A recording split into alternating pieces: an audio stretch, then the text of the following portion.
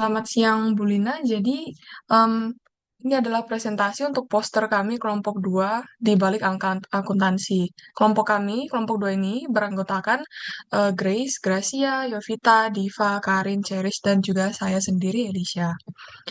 Nah, untuk pengertian akuntansinya sendiri, menurut Gieso dalam bukunya, yaitu Intermediate Accounting IFRS Edition, 4th Edition, Em, menurutnya, akuntansi itu adalah sistem informasi yang mengidentifikasi, mencatat, dan juga mengkomunikasikan peristiwa ekonomi dari suatu organisasi kepada pihak yang berkepentingan untuk mengambil keputusan. Adapun peran sistem akuntansi yaitu adalah yang pertama, mengurangi asimetri informasi. Jadi peran krusial sistem informasi akuntansi adalah memitigasi masalah keagenan melalui pengurangan asimetri informasi antara manajemen dan juga pemegang saham. Kualitas informasi akuntansi yang tinggi memungkinkan investor itu untuk memprediksi arus kas masa depan dengan lebih akurat sehingga meningkatkan efisiensi keputusan investasi.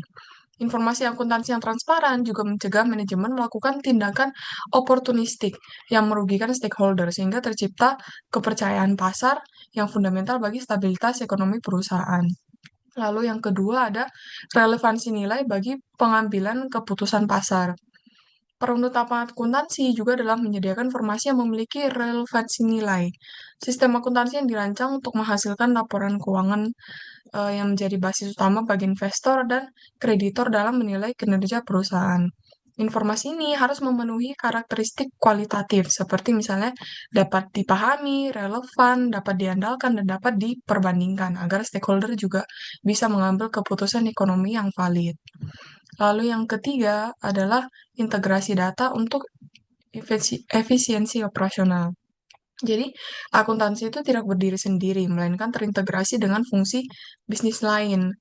Sebagai sistem informasi, akuntansi ini menyediakan feedback real-time kepada manajemen internal mengenai efektivitas operasional, pengendalian biaya, dan juga pencapaian target anggaran. Hal ini memungkinkan manajemen untuk bisa mengambil keputusan taktis dan juga strategis secara cepat untuk merespon perubahan kondisi pasar. Jadi selanjutnya tujuan umum akuntansi ini terbagi menjadi dua tujuan, yaitu tujuan umum dan juga tujuan khusus untuk pengguna informasi akuntansi. Yang mana kalau misalnya menurut Wardani dan Wardana pada penelitian tahun 2022, tujuan umum akuntansi itu adalah untuk menyediakan informasi ekonomi berupa laporan keuangan yang andal mengenai aset, liabilitas dan juga ekuitas perusahaan untuk memenuhi kebutuhan pihak internal seperti manajer dan juga pihak eksternal itu seperti pemilik, kreditur, pemerintah, karyawanan, rekanan dan juga masyarakat. Nah, di sini tuh juga kami akan membahas mengenai tujuan khusus dari akuntansi untuk pengguna informasi. Yang pertama ini adalah untuk investor, yaitu adalah untuk menilai kinerja dan juga kondisi keuangan untuk menentukan keputusan investasi. Nah, didukung juga menurut penelitian Paul and Brown pada tahun 1968, itu menunjukkan bahwa informasi akuntansi ini memang berguna bagi investor untuk mengestimasi expected value dan resiko dari tingkat return sekuritas. Nah, jadi kalau misalnya informasi akuntansi ini tidak memiliki kandungan informasi yang bagus, maka tidak akan ada kepercayaan setelah diterimanya informasi tersebut. Anggapannya itu kayak nggak akan memicu yang namanya keputusan jual atau beli dalam saham dari para investor gitu. Nah, intinya informasi ini akan berguna jika menyebabkan investor itu mengubah kepercayaan dan juga tindakan-tindakannya mereka. Nah, didukung juga menurut Bamber et al. Pada tahun 1997 itu menyatakan kalau informasi akuntansi yang lengkap, akurat, serta tepat waktu itu akan memberikan peluang juga bagi investor untuk mengambil keputusan secara rasional untuk mencapai hasil yang sesuai dengan yang diharapkan.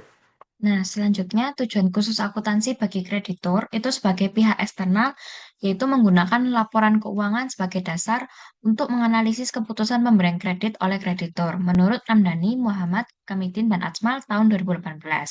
Nah, sebagai contoh, pertama untuk menilai kemampuan perusahaan membayar utang, kreditur itu menggunakan informasi neraca dan arus kas untuk menilai likuiditas dan solvabilitas perusahaan. Lalu yang kedua, untuk menilai risiko kredit dan kemungkinan gagal bayar, informasi historis arus kas dan kinerja memperlihatkan kemampuan perusahaan dalam memprediksi resiko di masa depan. Lalu yang ketiga, untuk membantu proses alokasi kredit atau keputusan pemberian pinjaman. Laporan keuangan ini memberikan basis data yang diperlukan untuk membuat keputusan kredit yang objektif. Selanjutnya adalah tujuan khusus laporan keuangan bagi pemerintah. Berdasarkan Peraturan Pemerintah Republik Indonesia Nomor 71 Tahun 2010 tentang Standar Akuntansi Pemerintahan, yaitu laporan keuangan disusun untuk memberikan informasi yang relevan mengenai posisi keuangan dan transaksi selama satu periode pelaporan.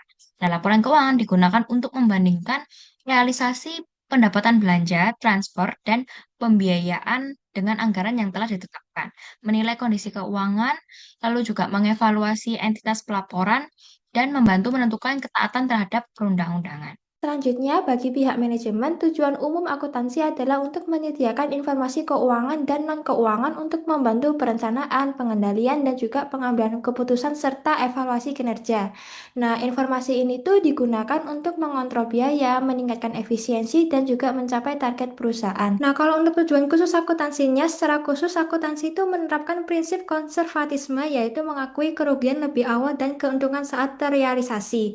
Hal ini tuh membantu manajemen mengambil keputusan secara lebih hati-hati dan mengantisipasi resiko di masa depan. Nah, dari laporan keuangan, manajemen tuh juga dapat melihat potensi kerugian atau penurunan kinerja di masa depan sebagai dasar penentuan strategi agar perusahaan itu tetap stabil dan juga berkembang. Nah, sementara itu bagi masyarakat luas, tujuan umum akuntansi itu adalah untuk menyediakan informasi yang transparan, akurat, dan juga akuntabel mengenai kinerja perusahaan maupun pemerintah. Nah, informasi ini tuh membantu publik dan juga investor dalam pengambilan keputusan ekonomi. Nah, untuk tujuan akuntansi, penerapan prinsip konservatisme ini juga memberikan perlindungan bagi masyarakat karena laporan keuangan ini disajikan secara lebih hati-hati sehingga tidak melebih-lebihkan laba dan tetap dapat dipercaya. Nah, bagi masyarakat, laporan keuangan itu mencerminkan akuntabilitas dan juga transparansi perusahaan.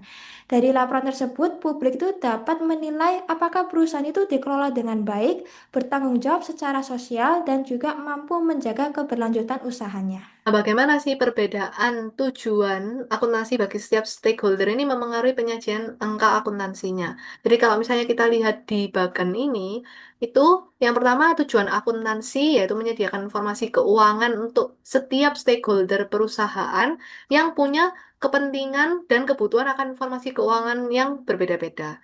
Nah, kemudian muncullah akuntansi ini sebagai sebuah sistem informasi keuangan diterapkan dalam sebuah perusahaan melalui berbagai kebijakan, metode, asumsi, dan estimasi, tapi tetap berpedoman pada kerangka konseptual supaya informasi keuangan yang dihasilkan itu tetap relevan dan andal bagi semua stakeholder untuk membuat keputusan. Nah, itu menurut Tisenko pada tahun 2024. Nah, tapi bukan berarti kalau tujuan akuntansi bagi setiap stakeholder itu berbeda-beda, terus kemudian menggunakan kebijakan akuntansi yang tidak sama untuk setiap stakeholdernya itu bukan seperti itu. Jadi dia tetap menggunakan satu kebijakan akuntansi yang diharapkan itu bisa memberikan informasi yang adil untuk semua kebutuhannya setiap stakeholder gitu. Nah, itulah sebabnya angka dalam laporan keuangan walaupun nantinya sama karena kebijakan akuntansi yang dipilih itu hanya satu yang paling relevan, tapi dia bisa menghasilkan makna yang berbeda-beda bagi setiap stakeholdernya atau yang disebut tidak netral. Jadinya nanti hasil keputusan setiap stakeholder itu berbeda-beda sesuai informasi keuangan yang eh, berhasil ditangkap oleh setiap stakeholdernya. Karena sekali lagi tujuan dari setiap stakeholder itu adalah berbeda-beda gitu dalam dia menilai eh, kondisi keuangan perusahaan lewat laporan keuangannya. Seperti itu. Nah, untuk bisa lebih memahami tentang bagan tadi, maka kita bisa mencoba untuk mencermati contohnya. Jadi di sini ada beberapa stakeholder punya tujuan akan informasi keuangan yang berbeda-beda. Terus kemudian ada kebijakan akuntansi yang dipilih oleh perusahaan, satu. Terus kemudian ada hasil laporan keuangan yang nanti maknanya itu akan berbeda sesuai dengan kebijakan akuntansi yang dipilih oleh perusahaan, tapi karena adanya faktor tujuan akuntansi tadi untuk setiap stakeholder. Jadi misalnya dalam hal investor, kreditur, dan juga pemerintah dalam penyusutan aset tetap. Di sini investor, kalau misalnya kebijakan akuntansinya adalah penyusutan menggunakan metode garis lurus, maka pola laba atau profitabilitas itu bisa terlihat stabil dan bisa diprediksi gitu di masa depan. Tapi itu akan berbeda kalau misalnya kreditur melihat kebijakan akuntansi perusahaan adalah metode garis lurus gitu. Kenapa? Karena kalau misalnya metode garis lurus, maka profitabilitasnya itu terlihat stabil gitu untuk beberapa periode, maka ICR-nya di awal masa manfaat itu akan lebih tinggi ketimbang ICR kalau misalnya menggunakan metode saldo menurun gitu. Dan kalau misalnya sebenarnya ICR untuk kedua metode ini sebenarnya masih di jangkauan yang sama-sama baik, hanya saja metode garis lurus itu lebih tinggi daripada metode saldo menurun di awal masa manfaat, maka kreditur akan lebih memilih yang ICR-nya lebih rendah gitu. Kenapa? Karena perusahaannya akan dinilai oh cukup konservatif dalam menilai profitabilitasnya, mampu apa nggak menutupi beban bunga. Jangan sampai ternyata ICR-nya tinggi tapi ketika di masa depan itu ada risiko tidak mampu bayar perusahaannya ketika diberi pinjaman. Sedangkan pemerintah dia membatasi fleksibilitas kebijakan akuntansi supaya antar perusahaan sejenis bisa dibandingkan. Oh, untuk aset yang sama, itu bagaimana tingkat kepatuhan kewajiban perpajakannya. Nah, sedangkan untuk stakeholdernya manajemen dan masyarakat ada prinsip konservatisme. Jadi kebijakan pengakuan kerugian lebih awal, tapi keuntungan pada saat terrealisasi. Kenapa? Karena kalau misalnya kerugian lebih awal diakui, maka indikasi kerugian di masa depan kan terlihat. Dan itu bisa membantu perusahaan atau manajemen untuk menentukan strategi di masa depan. Dan kalau misalnya dia sudah menentukan strategi di masa depan untuk dilaksanakan, itu bisa dilihat oleh masyarakat. Bagaimana sih akuntabilitas pengelolaan keuangan perusahaan melalui tindakan yang diambil oleh manajemen dan bagaimana keberlanjutan usahanya seperti itu. Selanjutnya, saya akan menjelaskan mengapa angka akuntansi itu tidak netral. Di sini tidak netral bukan berarti bahwa angka itu dimanipulasi ya, tapi karena disebabkan oleh adanya beberapa faktor. Yang pertama adalah adanya judgement dan estimasi manajemen. Jadi banyak angka di laporan keuangan itu terbentuk dari estimasi yang didasarkan pada professional judgment dari manajemen. Misalnya ada estimasi cadangan kerugian piutang, umur manfaat aset tetap, penurunan nilai aset atau impairment, revisi kewajiban, hingga penentuan fair value instrumen keuangan.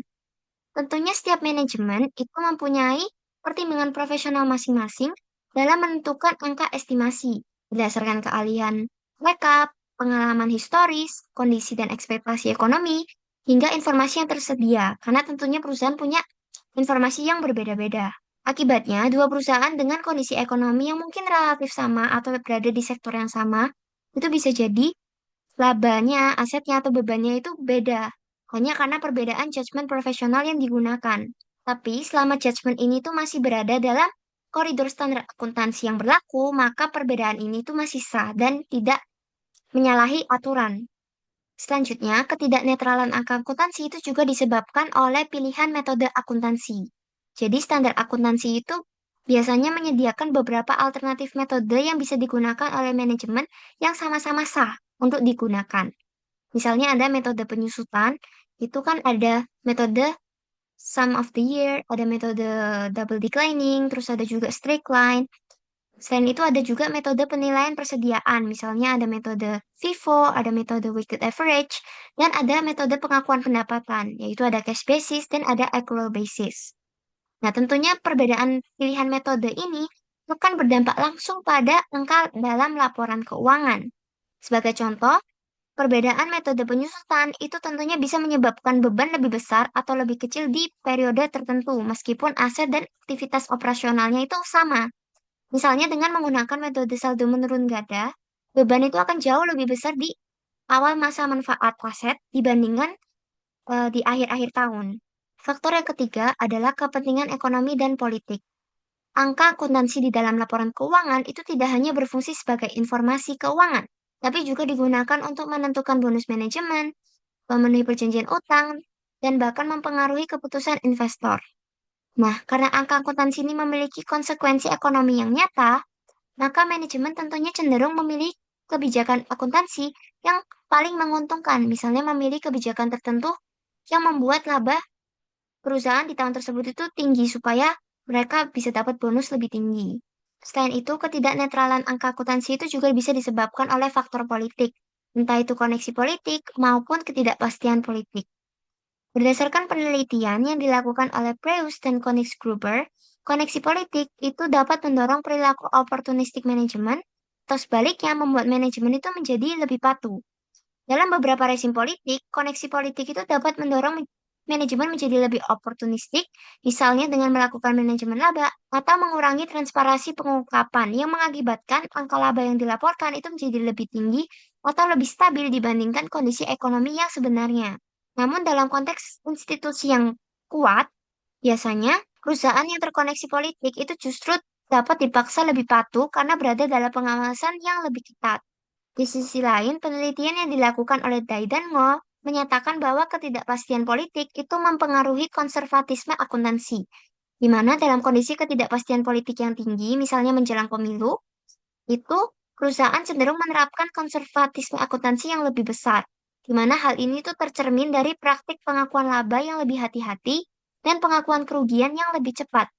Akibatnya, laba yang dilaporkan di periode tersebut itu cenderung lebih rendah dan sebaliknya bebannya itu cenderung lebih tinggi atau meningkat. Meskipun aktivitas operasional perusahaan itu sebenarnya tidak mengalami perubahan yang signifikan. Lalu mengapa angka akuntansi itu tidak netral? Angka akuntansi tidak netral karena adanya beberapa faktor-faktor berikut. Dan yang pertama, itu adalah ketidaknetralan karena tekanan regulasi dan pasar. Jadi ketidaknetralan angka akuntansi itu juga disebabkan oleh tekanan regulasi dan pasar.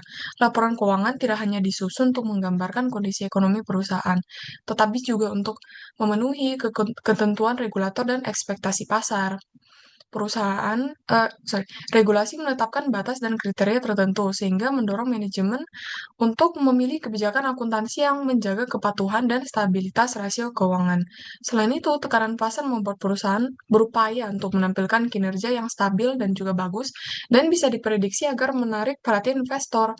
Akibatnya, manajemen itu mungkin memilih metode akuntansi yang membuat laba terlihat lebih stabil. Misalnya manajemen lebih memilih untuk menggunakan metode penyusutan straight line dibanding misalnya double declining supaya beban itu terlihat menjadi lebih stabil tiap tahunnya.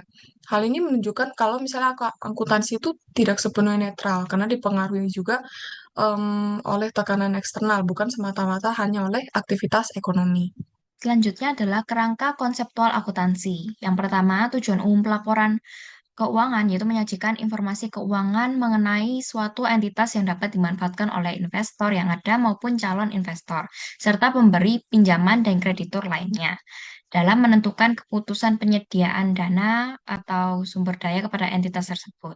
Informasi yang disajikan dalam laporan keuangan itu diharapkan mampu membantu pengguna dalam mengevaluasi kondisi keuangan, kinerja, dan prospek entitas pelapor.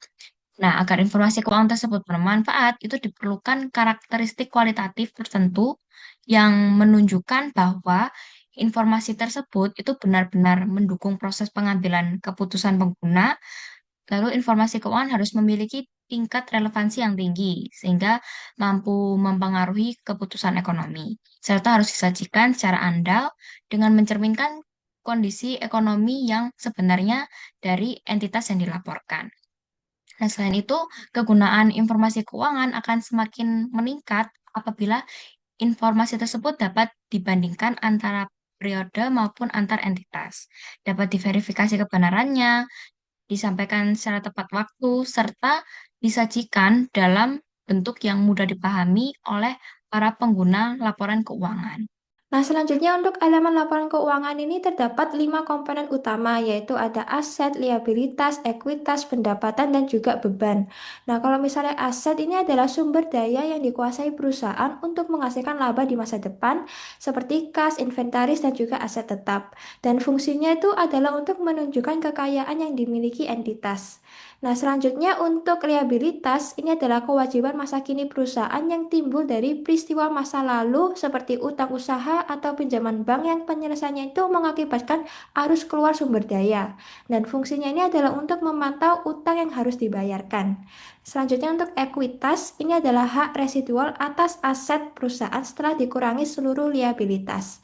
Dan fungsinya itu adalah untuk menunjukkan nilai bersih kekayaan pemilik atau pemegang saham. Lalu untuk pendapatan, kenaikan manfaat ekonomi selama satu periode akuntansi ini dalam bentuk pemasukan atau penambahan aset yang meningkatkan ekuitas. dan fungsinya ini adalah untuk mengukur pendapatan operasional. Dan yang terakhir ini ada beban. Beban ini adalah penurunan manfaat ekonomi selama satu periode dalam bentuk arus keluar atau berkurangnya aset atau timbulnya kewajiban yang menurunkan ekuitas. Dan fungsinya ini adalah untuk mencatat biaya operasional. Selanjutnya, pengakuan ini adalah proses memasukkan suatu pos ke dalam laporan keuangan ketika memenuhi definisi elemen, dapat diukur secara andal, relevan, dan juga mempresentasikan kondisi sebenarnya. Nah, pengakuan ini tuh berfungsi untuk menjaga konsistensi, akurasi laporan laba rugi, mendukung accrual basis, dan juga matching principle, serta menjadi dasar pengambilan keputusan. Nah, selanjutnya untuk pengukuran ini adalah proses menentukan nilai rupiah atas suatu elemen laporan keuangan. Jadi pengukuran ini tuh berperan dalam kuantifikasi aset, liabilitas, ekuitas, pendapatan, dan juga beban, serta membantu menilai kinerja perusahaan. Nah, dasar pengukuran ini tuh dapat digunakan sebagai biaya historis, biaya kini, atau nilai keluar sesuai dengan standar yang berlaku. Lalu, kerangka konseptual sangat penting karena menjadi landasan fundamental yang menjaga agar pelaporan keuangan tetap berkualitas, dapat dipercaya, dan juga tidak menyimpang dari tujuan utamanya, yaitu menyediakan informasi yang berguna bagi pengambilan keputusan ekonomi. Tanpa kerangka konseptual, penyusunan laporan keuangan akan bergantung sepenuhnya pada interpretasi masing-masing penyusun, sehingga berpotensi untuk menimbulkan ketidakkonsistenan, bias, dan bahkan manipulasi informasi. Nah, secara lebih spesifik, pentingnya kerangka konseptual bisa dilihat dari beberapa aspek berikut. Dan yang pertama itu adalah menjamin konsistensi dan juga stabilitas prinsip akuntansi. Kerangka konseptual ini penting karena memastikan bahwa seluruh standar akuntansi itu dibangun di atas dasar pemikiran yang sama. Nah, hal ini menciptakan stabilitas dalam sistem pelaporan keuangan. Kerangka konseptual itu penting bukan hanya secara teknis, tetapi juga sebagai instrumen untuk menjaga kepercayaan publik. Laporan yang berkualitas itu adalah bukti kalau misalnya pengelola dana itu bisa dipercaya. Tanpa fondasi konseptual yang jelas, standar bisa dapat saling bertentangan, kebijakan akuntansi bisa berubah-ubah, dan juga laporan antar periode itu bisa menjadi tidak konsisten. Yang dimana artinya kerangka konseptual itu penting untuk menjaga agar laporan keuangan tidak bersifat arbitrer dan memiliki arah yang jelas. Nah, selanjutnya untuk yang kedua, berdasarkan Zarevar dan Armadani pada tahun 2024, laporan keuangan itu digunakan oleh investor, kreditur, dan pihak lainnya untuk membuat keputusan ekonomi yang penting. Jadi, kerangka konseptual ini penting karena yang pertama itu menekankan karakteristik seperti relevansi dan juga representatif atau yang biasa kita sebut sebagai faithful representation atau representasi tepat. Jadi kalau misalnya manajemen ini diberikan kebebasan untuk membuat laporan keuangan, maka pastinya mereka akan membuat laporan keuangan yang agar mereka itu terlihat bagus terus gitu. Jadi pada akhirnya akan cenderung ke bias. Nah, dari situ kerangka konseptual ini berperan penting untuk memastikan laporan yang dibuat itu tetap jujur, transparan, dan tidak sesat bagi para investor dan juga pihak lainnya. Lalu yang kedua itu tujuannya untuk mengurangi resiko informasi yang menyesatkan atau kalau di sini kita eh, bilangnya standar interpretasi yang seragam atau bahasa yang sama atau serupa.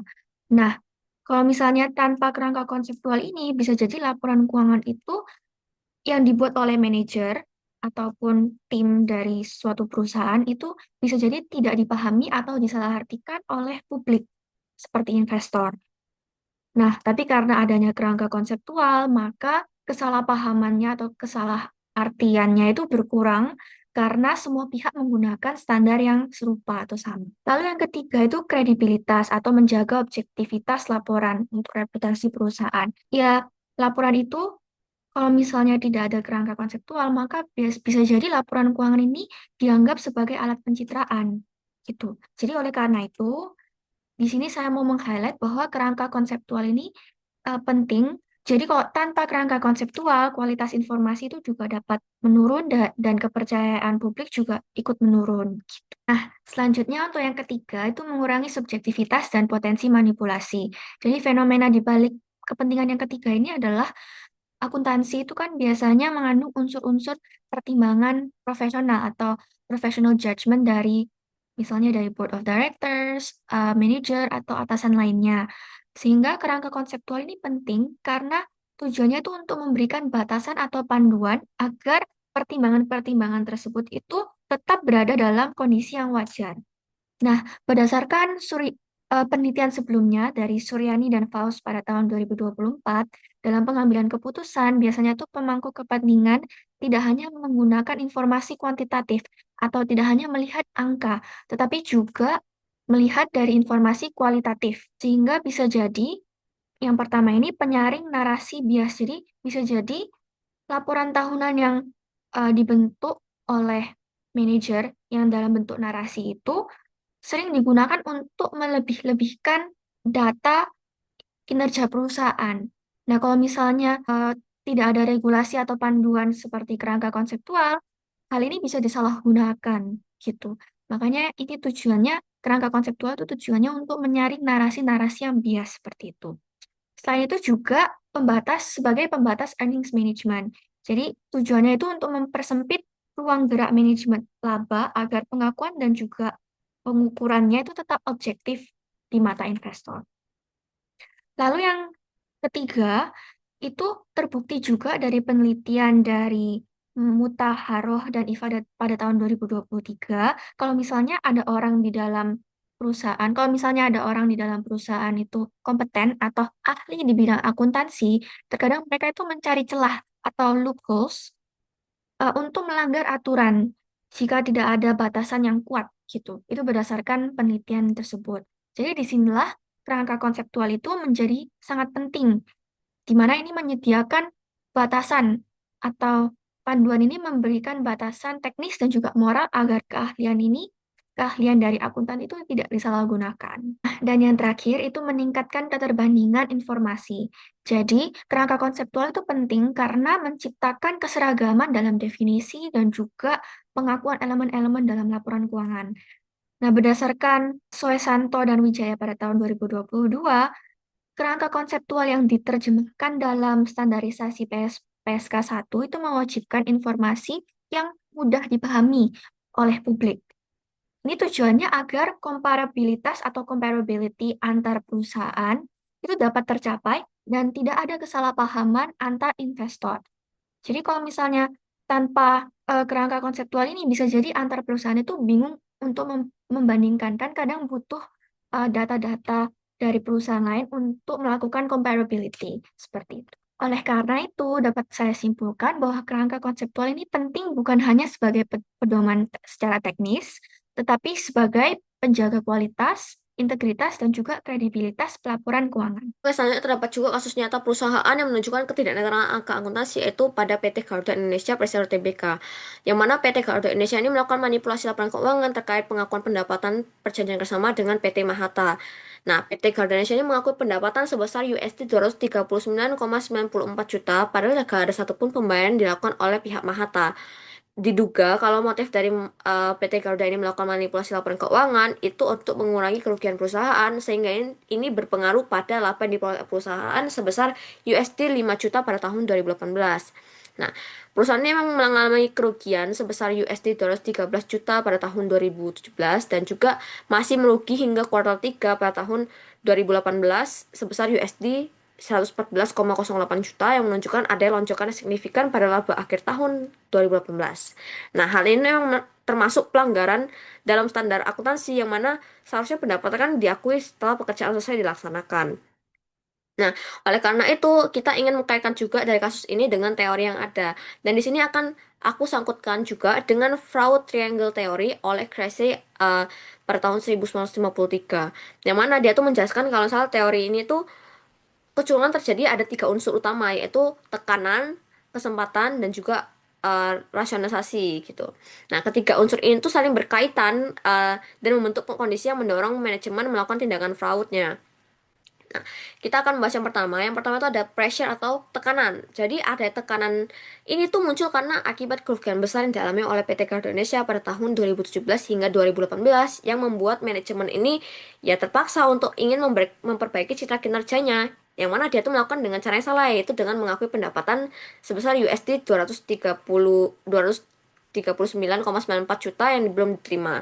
Nah, dalam penelitian oleh Aviantara pada tahun 2020, ini yang menggunakan metode Altman, Springate, dan juga Clover itu mengukur kondisi kesulitan keuangan atau financial distress dari PT Garuda untuk menunjukkan bahwa hasilnya ini dari ketiga model itu memberikan skor indikasi kesulitan yang sama yaitu hingga 14 kali lipat kecuali pada tahun 2011 sampai 2012 yang termasuk dalam zona aman ketika PT Garuda Indonesia ini melakukan tindakan korporasi.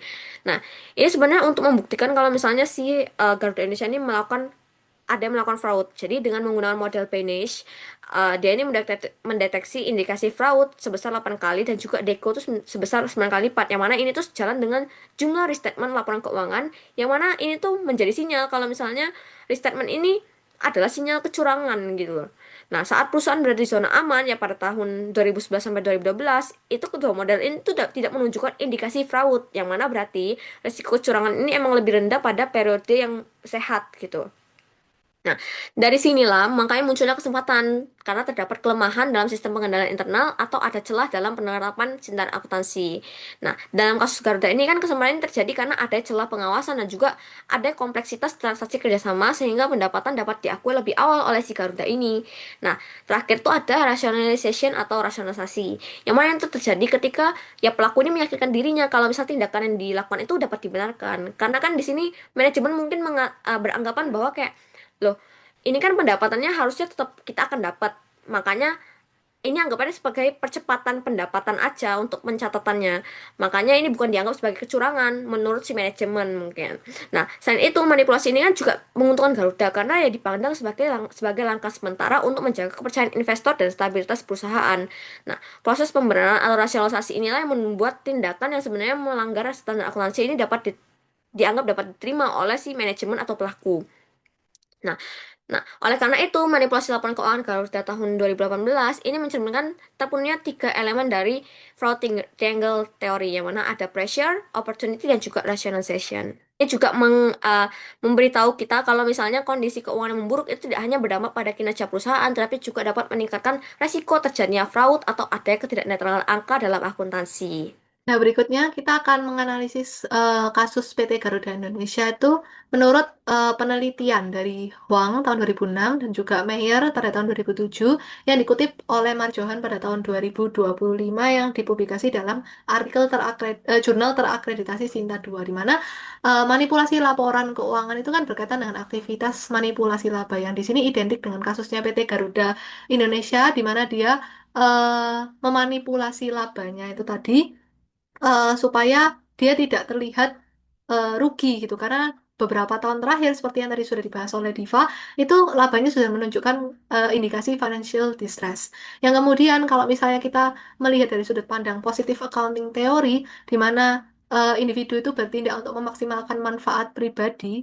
Jadi setiap kebijakan akuntansi yang dipilih itu sebenarnya ada motivasinya gitu. Di mana motivasinya adalah yang tadi supaya adanya peningkatan laba juga gitu. Terus kemudian adanya tekanan eksternal juga gitu motivasinya. Karena mengingat kayak PT Garuda Indonesia itu kan adalah perusahaan BUMN, penerbangannya juga ramai digunakan masyarakat Indonesia. Maka kan ekspektasi dari investor, analis keuangan dan juga kreditur itu akan tinggi gitu terhadap perusahaan gitu. Mengingat Garuda Indonesia ini rugi. Jadi motivasinya adalah yang pertama untuk meningkatkan laba gitu dan yang kedua adanya juga tekanan eksternal gitu.